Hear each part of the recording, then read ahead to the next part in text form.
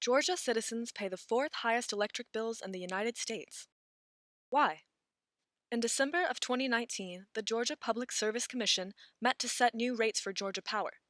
Because Georgia Power is a monopoly provider of electricity in the state, it's the Commission's responsibility to regulate how much money they can make. Vice Chairman and Commissioner Tim Echols passed a motion to set an unusually high return on equity for Georgia Power. What does this mean for you? Let's talk a little bit about return on equity, or ROE. ROE is a measure of financial performance, similar to an interest rate earned on a savings account. Just as a higher interest rate provides the saver more money, a higher ROE gives Georgia Power more profits. So when ROE is allowed to increase, it means that electricity rates for consumers, as seen in your electric bill, are increasing too. Because of that, the ROE is the most important number in a rate hearing that commissioners must decide. Georgia Power wants the highest number possible, so their stock price will go up. Consumer advocates want the lowest number possible, so people can afford to pay their electric bills. Georgia Power's ROE is set by the Public Service Commission to ensure that it's a fair amount for consumers.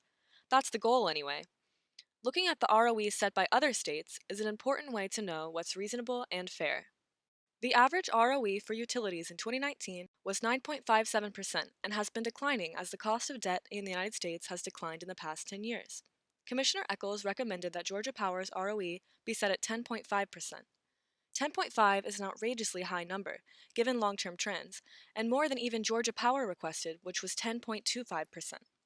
1% higher than average may not seem like a lot, but it adds up to $267 million in extra earnings for Georgia Power per year, in addition to an already healthy profit.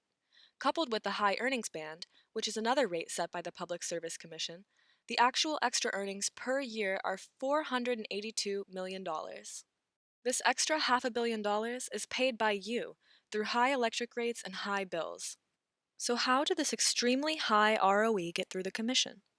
The Georgia Public Interest Advocacy staff, whose goal is to keep Georgia citizens' power bills as low as possible, requested that the ROE be set at the national average of 9.57%.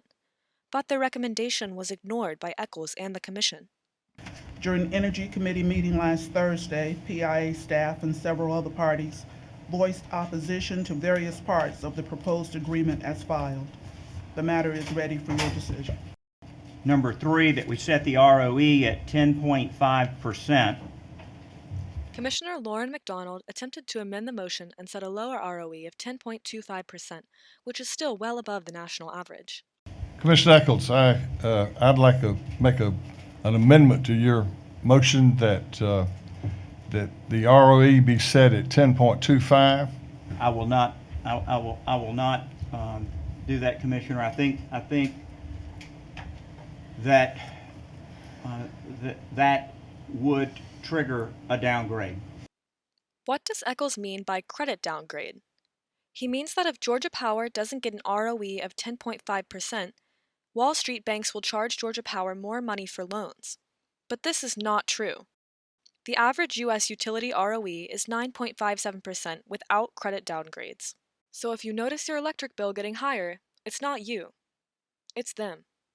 Commissioner Echols ignored his own staff and voted for the highest ROE in the United States. This and other decisions by the Commission is why Georgians pay the fourth highest electric bills in the United States. Now it's your turn. Vote Commissioner Tim Echols out of office and elect someone who cares about how much your power bill goes up.